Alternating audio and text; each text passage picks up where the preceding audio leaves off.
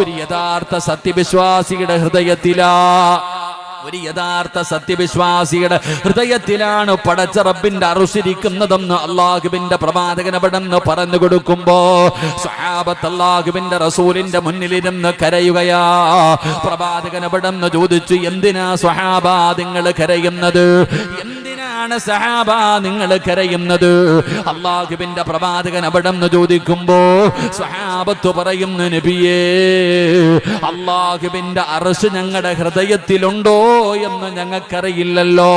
അള്ളാഹുവിന്റെ അർശ് ഹൃദയത്തിലുണ്ടോ എന്ന് ഞങ്ങൾക്കറിയില്ലല്ലോ.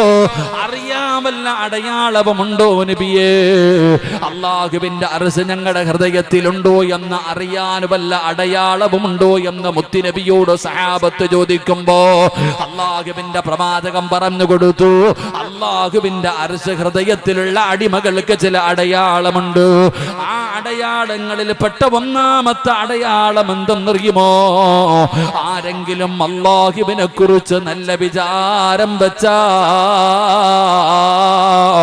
അവന്റെ ഹൃദയത്തിൽ അള്ളാഹുവിന്റെ അർശുണ്ടെന്ന് മുത്തുനബി അവിടെന്ന് പറയുമ്പോ അള്ളാഹുവിനെ കുറിച്ചുള്ള ഒരു നല്ല ഭാവന ആര് കൈവിട്ടാലും എന്റെ റബ്ബെന്നെ കൈവിടൂല. ആരൊക്കെ സഹായിച്ചില്ലെങ്കിലും പടച്ച റബ്ബെന്നെ സഹായിക്കുമല്ലോ. അങ്ങനെ ഒരു വിശ്വാസമാണ് നമുക്ക് വേണ്ടത്. അങ്ങനെ ഒരു വിശ്വാസമാണ് മൂസാ നബി അലൈഹിസ്സലാമിനുണ്ടായിരുന്നത്. അങ്ങനെ ഒരു വിശ്വാസമാണ് മഹാനായ ഖലീലുല്ലാഹി ഇബ്രാഹിം നബി അലൈഹിസ്സലാമിനുണ്ടായിരുന്നത്. നമ്രൂദ് എന്ന് പറയുന്ന ഭരണാധികാരി പടച്ചവനെ അതാ വലിയ ഒരു തീക്കുണ്ടാരമുണ്ടാക്കിയിട്ട് ഇബ്രാഹിം നബി അലൈഹിസ്സലാമിനെ തീക്കുണ്ടാരത്തിലേക്ക് വലിച്ചെറിയാ തീരുമാനിക്കുകയാ. ആ തീക്കുണ്ടാരത്തെ കുറിച്ച് ചരിത്രം പറയുന്നത് ആകാശത്തിലൂടെ പറന്നു പോകുന്ന പറവകൾ പോലും കരിഞ്ഞു പോകുന്ന രീതിയിൽ ഭയാനകമായ ഒരു തീക്കുണ്ടാരമുണ്ടാക്കി ഇബ്രാഹിം നബി അലൈഹിസ്സലാമിനെ അടുത്തു കൊണ്ടുപോയി തീക്കുണ്ടാരത്തിലേക്ക് വലിച്ചെറിയാൻ കഴിയാത്തത് കാരണം അമ്പും വില്ലും തയ്യാറാക്കി ഉയരമുള്ള സ്ഥലത്ത് കയറ്റി നിർത്തിയിട്ട് ഇബ്രാഹിം നബി അതിനകത്തേക്ക് എഴുതി വിടാറ്. പടച്ചവനെ ഉയരമുള്ള സ്ഥലത്ത് ഇങ്ങനെ കയറ്റി നിർത്തിയിരിക്കുകയാണ്. അതാ ശത്രുക്കൾ അതിലേക്ക് എഴുതി വിടുന്നതിന് വേണ്ടി തയ്യാറെടുക്കുമ്പോ അതാ വരുന്ന മുഖറബുൽ അംലാക്ക് മലക്കു ജിബ്രീൽ അലൈഹിസ്സലാം ഇറങ്ങി വരികയാണ്. ഇബ്രാഹിം നബിയുടെ ചാരത്ത് വന്നിട്ട് ചോദിക്കുന്നു, നബിയേ, അങ്ങയെ സഹായിക്കട്ടെ നബിയേ, ഈ തീക്കുണ്ടാരം അണച്ചു കളയട്ടെ നബിയേ, അങ്ങയെ രക്ഷപ്പെടുത്തട്ടെ നബിയേ. ഇബ്രാഹിം നബി അലൈഹിസ്സലാം പറഞ്ഞു കൊടുത്ത മറുപടി എന്തെന്നറിയുമോ? ജിബ്രീലേ, എനിക്ക് നിന്റെ സഹായം വേണ്ട, എനിക്ക് നിന്റെ സഹായം വേണ്ട. എന്നെ പടച്ച റബ്ബിനറിയാ എന്നെ രക്ഷപ്പെടുത്താൻ, അല്ലാഹുവിനറിയാ എന്നെ രക്ഷപ്പെടുത്താൻ. ഹസ്ബുനല്ലാഹു നിഅമൽ വകീൽ നിഅമൽ മൗലാ വ നിഅമൻ നസീർ. ഇബ്രാഹിം നബി അലൈഹിസ്സലാം അവിടെ നിന്നുകൊണ്ട് പറയുന്ന ഹസ്ബുനല്ലാഹ്, എനിക്ക് അല്ലാഹ് മതിയെന്ന മഹാനായ ഇബ്രാഹിം നബി അലൈഹിസ്സലാം അവിടെ നിന്ന് ജിബ്രീൽ എന്ന് പറയുന്ന മലക്കിനോട് പറഞ്ഞു കൊടുക്കുമ്പോ, എന്റെ പ്രിയപ്പെട്ടവരെ, നമ്രൂദ് എന്ന് പറയുന്ന ക്രൂരനായ ഭരണാധികാരിയുടെ തീക്കുണ്ടാരത്തിലേക്ക് 40 ദിവസത്തോളം ഉല്ലാസത്തിന് പോയിട്ട് ശരീരത്തിലെ ഒരു രോമം പോലും കരിയാതെ ആ തീക്കുണ്ടാരത്തിനകത്ത് നിന്ന് ഇബ്രാഹിം നബി തിരിച്ചു വന്ന ചരിത്രം അല്ലാഹുവിന്റെ ഖുർആൻ വെറുതെ പറയുന്നതല്ല, അത് പഠിക്കാനാ ചെറുപ്പക്കാരാ. എന്റെ പ്രിയപ്പെട്ട പെങ്ങളെ, ആദ്യം ഉറക്കേണ്ടത് നിന്റെ വിശ്വാസമാണ്, ആദ്യം ഉറക്കേണ്ടത് നിന്റെ ഈമാനാണ്. പടച്ചവനെ, ആ വിശ്വാസം നമുക്ക് നഷ്ടപ്പെട്ടു പോയി. അതുകൊണ്ടാണ് പടച്ച റബ്ബിന്റെ സഹായം നമുക്ക് നഷ്ടപ്പെട്ടു പോകുന്നത്. അതുകൊണ്ട് പ്രതീക്ഷയാണ് വേണ്ടത്. അല്ലാഹു ഒരിക്കലും നമ്മളെ കൈവിടൂല, അല്ലാഹു ഒരിക്കലും നമ്മളെ കൈവിടൂല. ജീവിതത്തിൽ ദുഃഖങ്ങളും ദുരിതങ്ങളും വേദനകളും പ്രയാസങ്ങളും പ്രതിസന്ധികളും ഇത് അല്ലാഹു നിന്നെ പരീക്ഷിക്കുന്നതിന് വേണ്ടി തരുന്നതാ. അല്ലാഹു നിന്റെ ഈമാൻ അളക്കുന്നതാണ്, നിന്റെ വിശ്വാസത്തെ പടച്ചവൻ അടക്കുന്നതാണ്, നിനക്ക് സ്വർഗം തരുന്നതിന് വേണ്ടിയാ. അല്ലാതെ വിവാഹം കഴിഞ്ഞു 15 കൊല്ലമായിട്ടും അല്ലാഹു നിനക്ക് മക്കളെ തരാത്തത് നിന്നോട് കോപമുള്ളത് കൊണ്ടല്ല, നിന്നെ എന്നെ വെറുപ്പുള്ളത് കൊണ്ടല്ല ഉസ്താദേ, സ്വന്തമായിട്ട് എനിക്കൊരു വീടില്ലല്ലോ, ഏത് കച്ചവടം ചെയ്താൽ തകർന്നു പോവുകയാണല്ലോ. ഞാൻ നിസ്കരിക്കുന്നവനാട്, നോമ്പ് പിടിക്കുന്നവനാട്, സദഖ കൊടുക്കുന്നവനാട്, എല്ലാ നന്മകൾക്കും മുൻപന്തിയിൽ നിൽക്കുന്നവനാട്. എന്നിട്ടും അല്ലാഹു എനിക്ക് ക്യാൻസർ തന്നല്ലോ, എനിക്ക് ട്യൂമർ തന്നല്ലോ, ഞാൻ കിടന്ന കിടപ്പിൽ കിടന്നു മലമൂത്ര വിസർജനം നടത്തുന്ന അവസ്ഥയിലേക്ക് വന്നല്ലോ. അല്ലാഹുവിൻ എന്നെ വെറുപ്പാടെന്ന് പറയില്ലേ? പടച്ചവന് നിന്നെ വല്ലാത്ത ഇഷ്ടമുള്ളത് കൊണ്ടാ. അല്ലാഹു സ്നേഹിച്ചാൽ എങ്ങനെയാണ്, അല്ലാഹു സ്നേഹിച്ചാൽ എങ്ങനെയാ? അല്ലാഹുവിനൊരു മനുഷ്യനെ ഇഷ്ടപ്പെട്ട് കഴിഞ്ഞ അല്ലാഹു വലിയ പരീക്ഷണങ്ങൾ കൊടുക്കുമെന്ന് അല്ലാഹുവിന്റെ പരിശുദ്ധമായ ഖുർആൻ പറയുകയാ.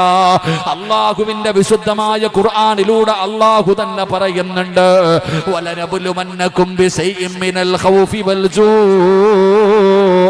വനഖസിൻ മിനൽ അംവാൽ വൽ അൻഫുസി വസ്സമറാത്ത് വബശിരി സ്വാബിരീൻ الذين إذا أصابتهم مصيبة قالوا إنا لله وإنا إليه راجعون. അല്ലാഹുവിന്റെ വിശുദ്ധമായ ഖുർആൻ അവിടെന്ന് പറയുമ്പോ അല്ലാഹു പരീക്ഷിക്കുമെന്ന് പറഞ്ഞല്ലോ. ഭയം കൊടുത്ത് പരീക്ഷിക്കുകയാണ്, സാമ്പത്തിക നഷ്ടം കൊടുക്കുകയാണ്, രോഗങ്ങൾ കൊടുക്കുകയാണ്, മരണങ്ങൾ കൊടുക്കുകയാണ്.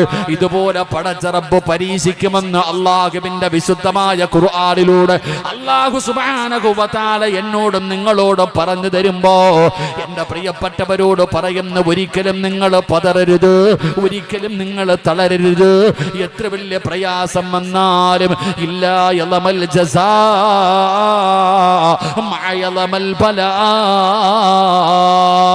ഒരു ദുഃഖത്തിന്റെ പിറകിൽ ഒരു സന്തോഷമുണ്ടെന്നാ, ഒരു ദുഃഖത്തിന്റെ പിറകിൽ ഒരു സന്തോഷമുണ്ടെന്നാ. അതുകൊണ്ട് ഈമാനാണ് ഉറക്കേണ്ടത്. ഈമാൻ ഉറയ്ക്കാനുള്ള വഴി എന്തെന്നറിയുമോ? ജീവിതത്തിൽ താങ്ങാൻ കഴിയാത്ത വേദനകളും പ്രയാസങ്ങളും പ്രതിസന്ധികളും ഈ ജീവിതമൊന്ന് അവസാനിപ്പിച്ചാ മതിയായിരുന്നു പടച്ചവര്. മരിക്കാൻ തോന്നുന്ന ചില സമയമുണ്ടല്ലോ. ഇന്ന് രാവിലെ പത്രമെടുത്ത് നോക്കിയപ്പോ എന്റെ വീടിന്റെ പരിസരത്താണ് ഒരു കുടുംബത്തിലെ 5 പേര് ആത്മഹത്യ ചെയ്തത്. പടച്ചവനെ, മുസ്ലിം സമുദായത്തിൽ ആത്മഹത്യ വല്ലാതെ വർദ്ധിച്ചു കൊണ്ടിരിക്കുന്ന ഒരു കാലഘട്ടമാ. നേരത്തെ മുസ്ലിം സമുദായത്തിൽ ആത്മഹത്യയില്ലായിരുന്നു. ഈ അടുത്ത കാലമായിട്ട് നമ്മുടെ സമുദായത്തിൽ ആത്മഹത്യ വല്ലാതെ വർദ്ധിക്കുകയാണ്. ജീവിതത്തിൽ രോഗം വരുമ്പോ, തീരുവതാ രോഗങ്ങൾ വരുമ്പോ പിടിച്ചു നിൽക്കാൻ കഴിയാതെ ആത്മഹത്യ ചെയ്യുന്നവര്, കടങ്ങൾ വരുമ്പോ, കച്ചവടം നഷ്ടത്തിലാകുമ്പോ, അഭിമാനത്തിന് ക്ഷതം വരുമ്പോ, എന്റെ പ്രിയപ്പെട്ടവരെ, മരിക്കാൻ തോന്നുന്ന സമയത്ത് എന്തു ചെയ്യണമെന്നറിയുമോ? ഈ പറയുന്ന ദിക്ർ നിങ്ങൾക്കൊരു 3 പ്രാവശ്യം പറയാൻ കഴിയുമോ? ജീവിതത്തിന് എത്ര വലിയ പ്രയാസമാകട്ടെ, പടച്ചവനെ ജീവിതം അവസാനിപ്പിക്കണം, എനിക്കും മരിക്കണം പടച്ചവര് എന്ന് ചെയ്യണമെന്നറിയുമോ? ഹസ്ബുനല്ലാഹു നിഅമൽ വകീൽ നിഅമൽ മൗലാ വ നിഅമൻ നസീർ. ഈ പറയുന്ന ദിക്ർ ഒരു 3 പ്രാവശ്യം പറഞ്ഞാ മതി. ഹസ്ബുനല്ലാഹു നിഅമൽ വകീൽ നിഅമൽ മൗലാ വ നിഅമൻ നസീർ. ഈ പറയുന്ന ദിക്ർ സമാധാനത്തോടെ 1 മിനിറ്റ് നീയൊന്ന് മിണ്ടാതെ ഇരുന്ന് അല്ലാഹുവേ മനസമാധാനത്തോടെ ഒരു 3 പ്രാവശ്യം ഇത് പറഞ്ഞാ പടച്ചവനെ നിനക്ക് മനസമാധാനം വരികയാണ്, നിന്റെ മനസ്സിനൊരു സമാധാനം കിട്ടുകയാ. ഇത് ഞാൻ പറഞ്ഞു തന്നതല്ല, അല്ലാഹുവിന്റെ പ്രവാചകൻ നബി മുഹമ്മദ് മുസ്തഫ സല്ലല്ലാഹു അലൈഹി വസല്ലമ തങ്ങളുടെ പ്രിയപ്പെട്ട ഭാര്യയായ ആയിഷ ബീബി റളിയല്ലാഹു തആല അൻഹാ. ആയിഷ ബീബിയുടെ ചരിത്രം അറിയുമല്ലോ. അല്ലാഹുവിന്റെ പ്രവാചകന്റെ പ്രിയപ്പെട്ട ഭാര്യയായ ആയിഷ ബീബി റളിയല്ലാഹു തആല അൻഹയെ കുറിച്ച് മഹാനായ സൗബാ റളിയല്ലാഹു തആല അൻഹു അല്ലാഹുവിന്റെ പ്രവാചകന്റെ ഭാര്യയായ ആയിഷ ബീബിയെ കുറിച്ചും ബദരീങ്ങളിൽപ്പെട്ട സ്വഹാബിയാണ് സൗബാർ. ഈ സ്വഹാബിയെ കുറിച്ച് ഇവർ രണ്ടുപേരും തമ്മിൽ ശാരീരികമായി വ്യഭിചരിച്ചു എന്ന് പറഞ്ഞ ആരോപണം നടക്കുകയാണ്. അല്ലാഹുവിന്റെ പ്രവാചകന്റെ പ്രിയപ്പെട്ട ഭാര്യയെ കുറിച്ചാണ് പറയുന്നത്. എവിടെ നോക്കിയാലും പടച്ചവന് ആയിഷ ബീവിയെ കുറിച്ചുള്ള ചർച്ചകളാണ്. അല്ലാഹുവിന്റെ പ്രവാചകൻ അവിടെ നിന്ന് കേട്ട് മടുക്കുകയാണ്. എവിടെ നോക്കിയാലും ആയിഷ ബീവിയെ കുറിച്ചാണ് പറയുന്നത്.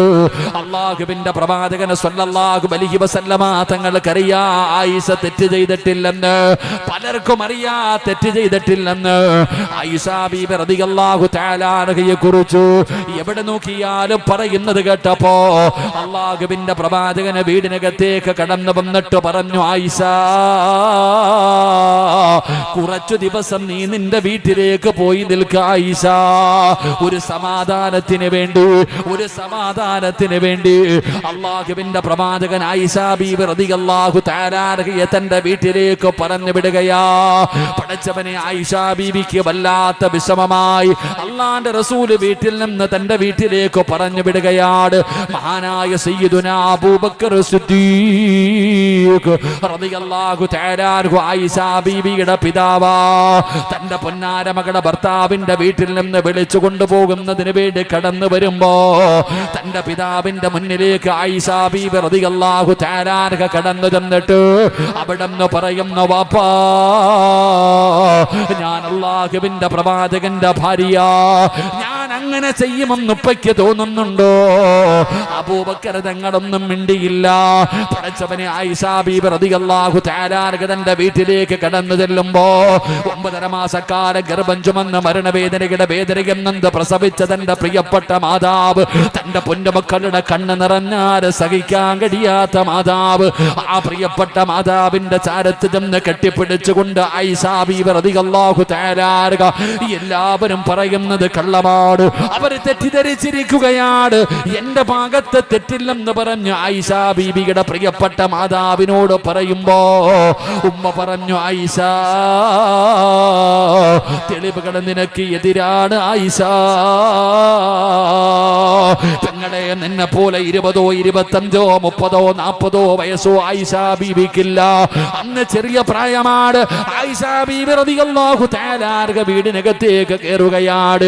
വീട്ടുകാര് മാത്രമല്ല, അതാ അയൽവാസികൾ മാത്രമല്ല, ഒരു നാട് മുഴുവനും തെറ്റുകാരിയാണെന്ന് അവിടെ നിന്ന് പറയുമ്പോ ആ പിന്നപ്പെട്ട ചെറുപ്രായക്കാരിയായ ആയിഷ ബീബി റളിയല്ലാഹു തആല അൻഹ വീടിന്റെ അകത്ത് കയറുകയാണ്. നരമ്പ് മുറിച്ചില്ല, അവിടെ ആത്മഹത്യ ചെയ്തില്ല.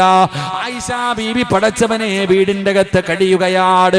ഓരോ ദിവസവും രാവിലെയാകുമ്പോ സുബഹി നമസ്കാരം കഴിയുമ്പോ അല്ലാഹുവിന്റെ പ്രവാചകൻ വരുന്നു എന്ന് വാതിലിൽ വന്ന് നോക്കുകയാണ്.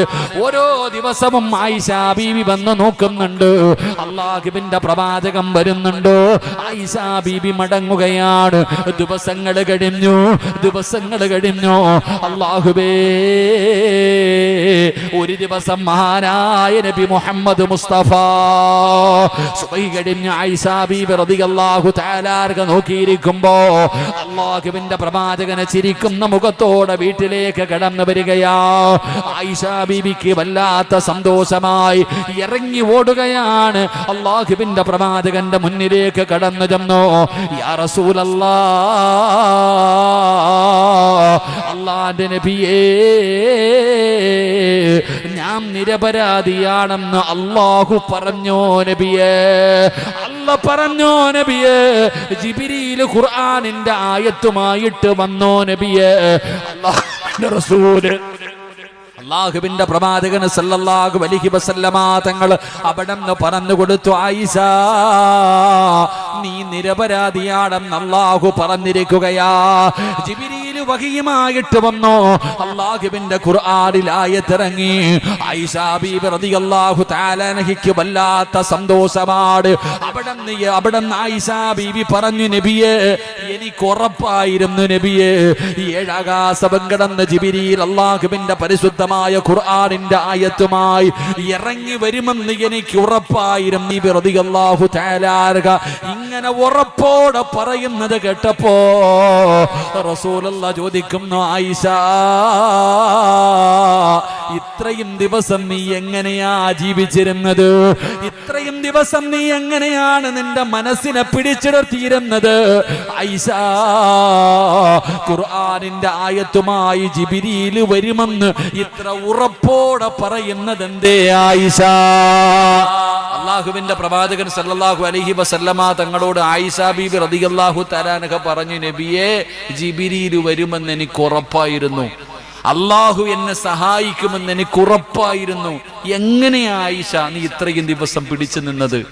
നീ ഇത്ര ഉറപ്പായിട്ട് പറയാനുള്ള കാരണം എന്താണെന്ന് ചോദിച്ചപ്പോ മഹദിയായ ആയിഷ ബീബി റളിയല്ലാഹു തആല അൻഹ പറഞ്ഞു, നബിയെ, നിസ്കാരപ്പായിരുന്നിട്ട് എൻ്റെ മനസ്സ് തകരുമ്പോ ഞാൻ പറഞ്ഞത് ഹസ്ബുനല്ലാ ഹസ്ബുനല്ലാ, ഈ ദിക്റാണ് നബിയെ ഞാൻ പറഞ്ഞത്. എൻ്റെ മനസ്സ് തകരുമ്പോ, എല്ലാവരും എന്നെ ഒറ്റപ്പെടുത്തിയപ്പോ, ഞാനൊരു മോശക്കാരിയാണെന്ന് എല്ലാവരും പറഞ്ഞു പരത്തിയപ്പോ ഞാൻ പിടിച്ചു നിന്നത് ഹസ്ബുനല്ലാ എന്ന് പറയുന്ന ദിക്റ് പറഞ്ഞിട്ടാണെന്ന് മഹദിയായ ആയിഷ ബീബി റളിയല്ലാഹു തആല അൻഹ പറഞ്ഞു കൊടുത്തെന്ന് ചരിത്രം പഠിപ്പിക്കുമ്പോൾ, എൻ്റെ പ്രിയപ്പെട്ടവരെ, ജീവിതത്തിൽ താങ്ങാൻ കഴിയാത്ത വേദന വരുമ്പോൾ, ഈ ജീവിതം ഒന്ന് അവസാനിപ്പിക്കണമെന്ന് തോന്നുമ്പോൾ ഈ ദിക്റ് നിങ്ങളൊരു 3 പ്രാവശ്യം പറഞ്ഞു നോക്ക്. ജീവിതത്തിൽ അത് അനുഭവിക്കാൻ കഴിയും. അള്ളാഹു നമുക്ക് ഈമാൻ നൽകി അനുഗ്രഹിക്കുമാറാകട്ടെ. അതുകൊണ്ട് ഞാൻ പറഞ്ഞു വന്നത്, എൻ്റെ പ്രിയപ്പെട്ട സഹോദരങ്ങളെ, അള്ളാഹുവിനെ കുറിച്ചൊരു നല്ല ഭാവന വേണം. അള്ളാഹു നമ്മളെ കൈവിടില്ല എന്നുള്ള ഒരു വിശ്വാസം വേണം. അത് ജനങ്ങൾ എന്തു പറയുന്നു അതിനെക്കുറിച്ച് നമ്മൾ നോക്കരുത്. ജനങ്ങളെക്കുറിച്ച് നമ്മൾ ചിന്തിക്കേണ്ട കാര്യമില്ല. അള്ളാഹുവിന്റെ തൃപ്തിയാണ് നമുക്ക് വേണ്ടത്. അത് എന്തുമാകട്ടെ, എത്രയോ ചരിത്രങ്ങൾ നമുക്ക് പഠിക്കാം, എത്രയോ ചരിത്രങ്ങൾ നമുക്ക് പഠിക്കാൻ കഴിയുന്നു. എൻ്റെ പ്രിയപ്പെട്ടവരെ, എൻ്റെ പ്രിയപ്പെട്ട സഹോദരങ്ങളെ, എത്രയോ ചരിത്രങ്ങൾ. ഉസ്മാനിയ സുൽത്താൻമാരുടെ ചരിത്രങ്ങൾ പറയുമ്പോൾ, സുൽത്താൻ മുറാദ് എന്ന് പറയുന്ന ഒരു മഹാൻ ജീവിച്ചിരുന്നു. ചരിത്രം നിങ്ങൾ വായിച്ചു നോക്ക്. ഹദീസിന്റെ ഗ്രന്ഥങ്ങളിലൊക്കെ ഈ ചരിത്രം കാണാം. ഹദീസിന്റെ ഗ്രന്ഥങ്ങൾ എടുത്തു നോക്ക്. സുൽത്താൻ മുറാദ് എന്ന് പറയുന്ന ഒരു മഹാനിന്റെ ചരിത്രം. മഹാനായ സയ്യിദുനാ ഉമർ ഇബ്നുൽ ഖത്താബ് റളിയല്ലാഹു തആല അൻഹുവിനെ പോലെ തന്റെ ജനങ്ങളെ കുറിച്ച് അന്വേഷിക്കാൻ രാത്രി കാലങ്ങളിൽ അദ്ദേഹം പകലും രാത്രിയും തന്റെ ജനങ്ങളെ കുറിച്ച് അന്വേഷിക്കാൻ നടക്കുന്ന രാജാവാണെങ്കിലും, അതാ ഭരണാധികാരി, ഒരു രാജ്യത്തിന്റെ രാജാവാണെങ്കിലും തന്റെ ജനതയെ കുറിച്ച് അന്വേഷിക്കാൻ വേണ്ടി രൂപം മാറിയിട്ട് നടക്കുന്ന മനുഷ്യനായിരുന്നു അദ്ദേഹം. അദ്ദേഹത്തിന്റെ ചരിത്രം പറയുകയാ, രാത്രി ഒരു സ്വപ്നം കണ്ടു. മഹാനവറുകൾ രാത്രി അവിടെ നിന്നൊരു സ്വപ്നം കണ്ടു. മനസ്സിന് വല്ലാത്ത വേദനയുണ്ടാക്കുന്ന ഒരു സ്വപ്നം. എൻപെട്ട സഹോദരങ്ങളെ, അവിടെ നിന്ന് ചരിത്രം പറയുകയാ, സുൽത്താൻ മുറാദ് എന്ന് പറയുന്ന മനുഷ്യനുണ്ടല്ലോ, അങ്ങനെ സുബഹി നമസ്കാരം കഴിഞ്ഞിട്ട് തന്റെ ഒരു സേവകനെ വിളിക്കുകയാണ്. അവിടെ നിന്ന് രൂപം മാറിയിട്ട്, പടച്ച റബ്ബേ, ജനങ്ങളെ കുറിച്ച് അന്വേഷിക്കാൻ നടക്കുകയാ. ജനങ്ങളെ കുറിച്ച് അന്വേഷിക്കാൻ ഇങ്ങനെ നടക്കുമ്പോ, ഒരുപാട് യാത്ര ചെയ്ത് പോകുമ്പോ, സുബ്ഹാനല്ലാഹ്, അതാ വഴിയിലൊരു മനുഷ്യൻ ഇങ്ങനെ മരിച്ചു കിടക്കുകയാണ്. ഒരു മനുഷ്യൻ ഇങ്ങനെ വഴിയോരത്ത് ഇങ്ങനെ മരിച്ചു കിടക്കുകയാ. ഒരാള് പോലും അടുത്തു പോകുന്നില്ല, ഒരാള് പോലും അവിടെ നിന്ന് സഹായിക്കുന്നില്ല. പടച്ചവനെ, സുൽത്താനാണ് പോയി നിൽക്കുന്നതെന്ന് ആർക്കും അറിയുന്നില്ല. ആ മനുഷ്യൻ മരിച്ചു കിടക്കുമ്പോ അദ്ദേഹത്തിന്റെ അടുക്കൽ പോയി നിന്നിട്ട് ജനങ്ങളോട് ചോദിക്കുന്നു, എന്താണ് ആരും ഈ മനുഷ്യനെ പരിഗണിക്കാത്തത്? അപ്പൊ അവിടെ നിന്ന് ജനങ്ങൾ പറഞ്ഞു കൊടുക്കുകയാണ്.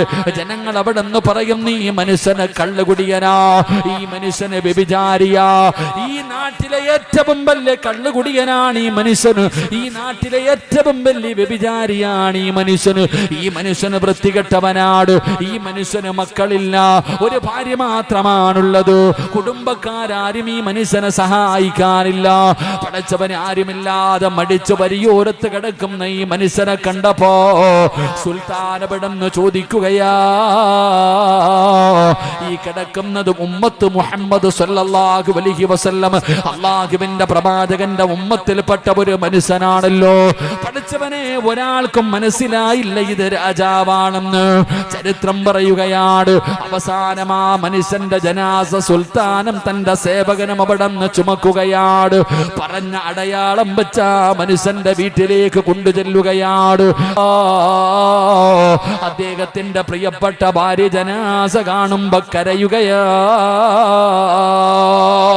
വല്ലാതെ കരയുകയാണ്.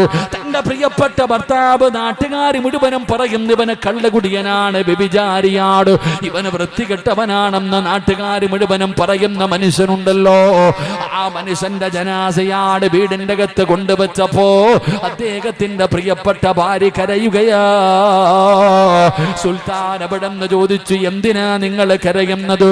ഇവന് കള്ളുകുടിയനല്ലേ, ഇവൻ വ്യഭിചാരിയല്ലേ, ഇവനൊരു വൃത്തികെട്ടവനല്ലേ, എന്തിനാണ് നിങ്ങൾ കരയുന്നതെന്ന് ചോദിക്കുമ്പോ സുൽത്താനിനോട് ആ മനുഷ്യന്റെ ഭാര്യ പറയുകയാ, എന്റെ ഭർത്താവ് കള്ളുകുടിയനല്ല, എന്റെ ഭർത്താവ് ഒരു തുള്ളി കള്ള് പോലും കുടിക്കാത്തവനാ. എന്റെ ഭർത്താവ് എന്ത് ചെയ്യുമെന്നറിയോ? അതാ നല്ല സമ്പത്തുള്ള മനുഷ്യനാണ്, നല്ല സമ്പത്തുള്ള മനുഷ്യനാണ്. എല്ലാ ദിവസവും അതാ കള്ള് ഷാപ്പിലേക്ക് കടന്നു ചെന്നിട്ട് വില കൂടിയ കള്ളുകൾ മുഴുവനും വാങ്ങുകയാണ്. കള്ള് ജനങ്ങളെ നോക്കുമ്പോ കള്ള് ഷാപ്പിൽ പോയി കള്ള് വാങ്ങുന്നുണ്ട്. എല്ലാ കള്ളുകളും മേടിച്ചു കൊണ്ടുവന്നിട്ട് ഈ വീടിനകത്ത് കൊണ്ടുവന്നിട്ട് അത് നശിപ്പിച്ച് കളയുകയാ. എന്നിട്ട് ആ മനുഷ്യൻ പറയുന്നു, അൽഹംദുലില്ലാ,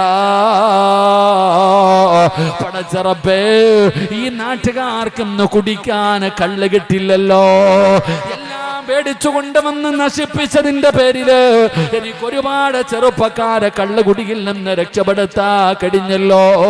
അൽഹംദുലില്ലാ. ആ മനുഷ്യനവിടെന്ന് പറയുകയാ, ഭാര്യ പറയുകയാണ്, ശരീരം വിറ്റ് ജീവിക്കുന്ന പെണ്ണുങ്ങളുണ്ടല്ലോ, പെണ്ണുങ്ങളുടെ വീടുകളിലേക്ക് കടന്നു ചെന്നിട്ട് അവരെന്തിനാ പണത്തിന് വേണ്ടിയല്ലേ ശരീരം വിൽക്കുന്നത്? അവരുടെ വീട്ടിൽ ചെന്നിട്ട് അവരുടെ കയ്യിൽ പൈസ കൊടുത്തിട്ട് പറയും, ഇന്നൊരാളുടെയും മുമ്പിൽ നിങ്ങൾ പോകരുത്, നിങ്ങൾക്ക് പൈസ കിട്ടിയല്ലോ. പടച്ചവനെ, ശരീരം വിറ്റ് ജീവിക്കുന്ന പെണ്ണുങ്ങളുടെ വീട്ടിൽ പൈസ കൊണ്ടു കൊടുത്തിട്ട് അൽഹംദുലില്ലാ മനുഷ്യൻ പറയുകയാ, ഒരുപാട് ചെറുപ്പക്കാരെ വ്യഭിചാരത്തിൽ നിന്ന് ഞാൻ രക്ഷപ്പെടുത്തിയല്ലോ അല്ലാ. ഓരോ ദിവസവും എന്റെ പ്രിയപ്പെട്ട ഭർത്താവ് ഇങ്ങനെയാണ് ചെയ്യുന്നത്. ഇത് കണ്ടപ്പോ പ്രിയപ്പെട്ട ഭാര്യ ഭർത്താവിനോട് പറഞ്ഞു, നിങ്ങൾ ചെയ്യുന്നത് എന്താണെന്ന് നിങ്ങൾക്കും അല്ലാഹുവിനും എനിക്കുമല്ലേ അറിയൂ, അല്ലാതെ നാട്ടുകാർക്കറിയില്ലല്ലോ.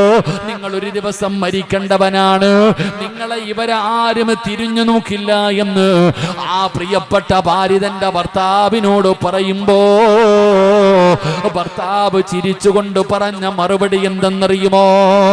സുൽത്താനോട് പറഞ്ഞു കൊടുക്കുകയാ, രാജ്യത്തിന്റെ ഭരണാധികാരിയോട് പറഞ്ഞു കൊടുക്കുകയാ, അതാ ഞാൻ എന്റെ ഭർത്താവിനോട് ഇത് പറഞ്ഞപ്പോ എന്റെ ഭർത്താവ് പറഞ്ഞ മറുപടി എന്തെന്നറിയോ?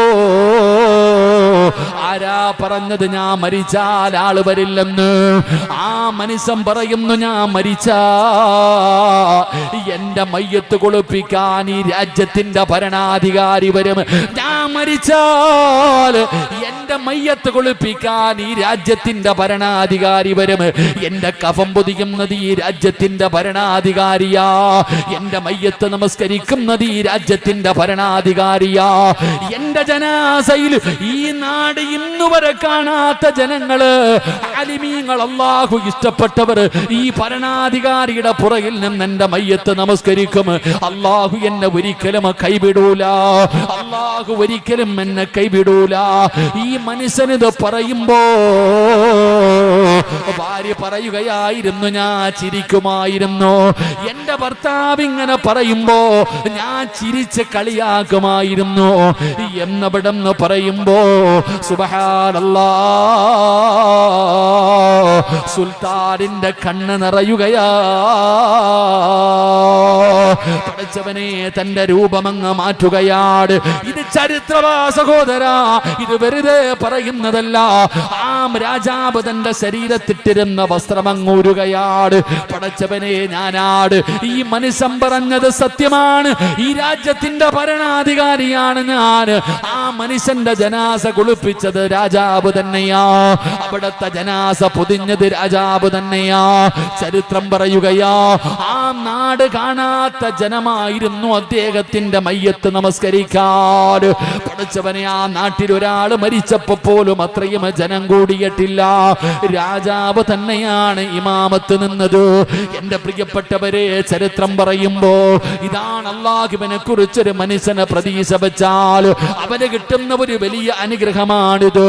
അതുകൊണ്ട് മഹാനായ കലീമുല്ലാഹി മൂസാ നബി അലൈഹിസ്സലാം മദീന എന്ന് പറയുന്ന രാജ്യത്തേക്ക് നാട് കടക്കുമ്പോ ആദ്യമായിട്ട് ചെയ്തതെന്തെന്നറിയുമോ?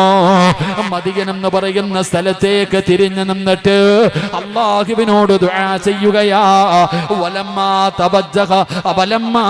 തവജ്ജഹ തിൽഖാ മദിയന ഖാല അയ്യഹ്ദിയനി സബീൽ. അവിടുന്ന് ദുആ ചെയ്തിട്ടാണ് അവിടുന്ന് യാത്ര തുടങ്ങുന്നത്. എന്റെ പ്രിയപ്പെട്ടവരെ, ഖുർആൻ പറയുകയാണ്, മൂസാ നബി അലൈഹിസ്സലാം അങ്ങനെ ആഴ്ചകളോളം യാത്ര ചെയ്തു. ആഴ്ചകളോളം വളരെ കഷ്ടപ്പെട്ടു, പ്രയാസപ്പെട്ടു യാത്ര ചെയ്തു. മദീന എന്ന് പറയുന്ന സ്ഥലത്ത് ചെന്നപ്പോൾ, മദീന എന്ന് പറയുന്ന സ്ഥലത്തേക്ക് ഒരാഴ്ചയോളം കഷ്ടപ്പെട്ട് യാത്ര ചെയ്തു മൂസാ നബി അലൈഹി സ്വലാം എത്തി. മദീന എന്ന് പറയുന്ന സ്ഥലത്ത് ചെല്ലുമ്പോൾ ആദ്യമായിട്ട് കാണുന്ന രംഗം, എന്റെ പ്രിയപ്പെട്ട സഹോദരങ്ങളെ, ആടുകൾക്കും ഒട്ടകങ്ങൾക്കും വെള്ളം കൊടുക്കുന്നതിന് വേണ്ടി ഒരു കിണറ്റിന്റെ ചുവട്ടിൽ വല്ലാത്ത മത്സരം നടക്കുകയാണ്. ആണുങ്ങളും പെണ്ണുങ്ങളും എല്ലാവരും വെള്ളം കോരുന്നതിന് വേണ്ടി ഒരു കിണറ്റിന്റെ ചുവട്ടിൽ കിടന്നുകൊണ്ട് വല്ലാത്ത തിരക്ക് കൂട്ടുന്നു. മൂസാ നബി നോക്കുമ്പോ 2 പെൺകുട്ടികൾ അവരുടെ ആടുകളുമായിട്ട് മാറി നിൽക്കുന്നു. മൂസാ നബി അലൈഹി സ്വലാം നോക്കുമ്പോ കാണുന്ന രംഗം, 2 പെൺകുട്ടികൾ മാത്രം മാറി നിൽക്കുന്നു. മറ്റ് ആണുങ്ങളും പെണ്ണുങ്ങളും വെള്ളം കോരുവാനുള്ള, അവരുടെ മൃഗങ്ങൾക്ക് വെള്ളം കൊടുക്കുവാനുള്ള തിരക്ക് കൂട്ടുകയാണ്. മൂസാ നബി അലൈഹിസ്സലാം ആ പെൺകുട്ടികളുടെ അടുത്ത് പോയിട്ട് ചോദിച്ചു, നിങ്ങൾ എന്തേ വെള്ളം കോരാൻ പോകാത്തെ? അവരെല്ലാവരും വെള്ളം കോരിക്കൊണ്ട് പോകുന്നല്ലോ, നിങ്ങളുടെ ആടുകൾക്ക് വെള്ളം കൊടുക്കാൻ കഴിയില്ലല്ലോ, നിങ്ങൾ എന്താ പോകാത്തെ? എന്തേ നിങ്ങളുടെ കൂടെ ആണുങ്ങളൊന്നുമില്ലേ? ആ സമയത്ത് ആ പെൺകുട്ടികൾ പറഞ്ഞ മറുപടി, ഞങ്ങൾക്ക് ആണുങ്ങളുടെ ഇടയിൽ പോയി വെള്ളം കോരാൻ ഞങ്ങൾക്ക് മടിയാ, ഞങ്ങൾക്ക് വല്ലാത്ത ലജ്ജയാ. എന്റെ പ്രിയപ്പെട്ട സഹോദരങ്ങളെ, ഖുർആൻ പറയുന്നു, വലമ്മാ വറദ മാഉ മദിയൻ വജദ അലൈഹി ഉമ്മത്തും മിനൻ നാസ് യസ്കൂന വജദ മിൻ ദൂനിഹിമാ ഇംറഅതൈനി തദൂദാൻ. അല്ലാഹുവിന്റെ വിശുദ്ധമായ ഖുർആൻ പറയുകയാ, മൂസാ നബി അലൈഹിസ്സലാം ആ പെൺകുട്ടികളോട് ചോദിച്ചു, ഞാൻ നിങ്ങളെ സഹായിക്കട്ടെ? കാരണം വെള്ളം കോരുന്നത് വലിയ യോദ്ധാക്കളായ, ആരോഗ്യമുള്ള വലിയ ആൾക്കാരാ. അവരുടെ ഇടയിൽ പോയിട്ട് തിരക്ക് കൂട്ടിയിട്ട് ഈ പെണ്ണുങ്ങൾക്ക് വെള്ളം കോരുവാനുള്ള ഒരു പ്രയാസം. അതുകൊണ്ടാണ് ഞങ്ങൾ മാറി നിൽക്കുന്നത്. ഇവരെല്ലാവരും വെള്ളം കോരി പോയതിനു ശേഷം വെള്ളം കോരാം. അപ്പൊ മൂസാ നബി അലൈഹിസ്സലാം ചിന്തിച്ചു, പടച്ചോനെ ഞാനൊന്ന് സഹായിക്കാം. മൂസാ നബി അവരോട് ചോദിച്ചു, ഞാൻ നിങ്ങളെ സഹായിക്കട്ടെ? എന്റെ പ്രിയപ്പെട്ട സഹോദരങ്ങളെ, ചരിത്രം പറയുന്നു, മൂസാ നബി അലൈഹിസ്സലാം ഈ 2 പെൺകുട്ടികൾക്കും, നല്ല ആരോഗ്യമുള്ള പ്രവാചകന, ഈ 2 പെൺകുട്ടികൾക്കും അവരുടെ മൃഗങ്ങൾക്ക് കുടിക്കുവാനുള്ള വെള്ളം ശേഖരിച്ചു കൊടുക്കുകയും, അവരെ സഹോദരങ്ങളെ, ഇതിൽ നിന്ന് നമുക്ക് പഠിക്കേണ്ട 2ാമത്തെ കാര്യം, വെറുതെ ചരിത്രം കേട്ട് കളഞ്ഞാൽ പോരാ. ഈ ചരിത്രത്തിൽ നിന്ന് നമ്മൾ പഠിക്കേണ്ട 2ാമത്തെ കാര്യം, മൂസാ നബി അലൈഹിസ്സലാം ഒരു രാജ്യത്ത് നിന്ന് നാട് വിട്ട്, ഒന്നുമില്ല, കഴിക്കാൻ ഭക്ഷണമില്ല, നല്ലതുപോലെ വസ്ത്രമില്ല, വളരെ പ്രയാസപ്പെട്ടുകൊണ്ട് വളരെ ദുരിതങ്ങൾ അനുഭവിച്ചിട്ടാ വന്ന ഉടനെ കാണുന്ന കാഴ്ച, എന്റെ പ്രിയപ്പെട്ടവരെ, ഏത് പ്രതിസന്ധിയുടെ സമയത്തും, ഏത് പ്രയാസത്തിന്റെ സമയത്തും മറ്റൊരു മനുഷ്യനെ സഹായിക്കേണ്ട അവസ്ഥ വന്നാൽ സഹായിക്കണമെന്നാണ് ഈ ചരിത്രം നമുക്ക് പഠിപ്പിക്കുന്നത്.